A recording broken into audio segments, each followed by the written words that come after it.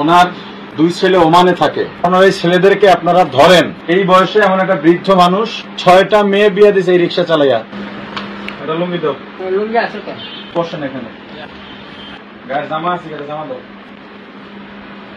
থাকবে না? এই আমি আপনাদেরকে একটা কথা বলি, ওনার অনুমতি ছাড়াই এই ভিডিওটা আমি করতেছি। আমি সাধারণত বৃদ্ধ এমন রিক্সাওয়ালার রিক্সায় আগে উঠতাম না, এখন উঠি। না উঠলে এরা যেই কষ্টে নামে রিক্সা নিয়ে, ওই কষ্টটা সার্থক হয় না। 2 টাকার ভাড়া কয়েক গুণ বেশি দিয়ে দিই। ওনার দুই ছেলে ওমানে থাকে, একজনের নাম ইসমাইল আর একজনের নাম মারজান। এক ছেলে নরসিংদীর ইটাখোলায় মুদি দোকান দেয়, বড় দোকান, নাম ইয়ারজান। ওনার নাম রাইজ মিয়া। ওনার আর এক ছেলে আছে, সেই লেবার আব্দুল আজিজ নাম। ওনার বাড়ি হলো বিবারিয়া নাসিরনগরের কুন্ডা গ্রাম, রাইট? কুন্ডা গ্রামে।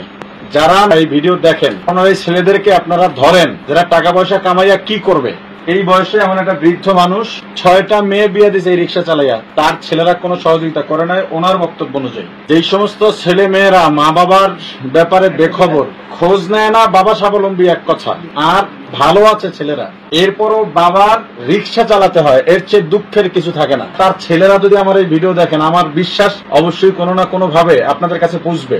আমি আপনাদের অনুরোধ করব, এই বাবাকে যেন এই ভিডিও পাওয়ার পর একদিনও রিক্সা চালাতে না হয়। বাবাকে বাবার মতো রাখেন আপনারা, মাকে মায়ের মতো রাখেন, মা বাবার ব্যাপারে আপনারা সচেতন হন।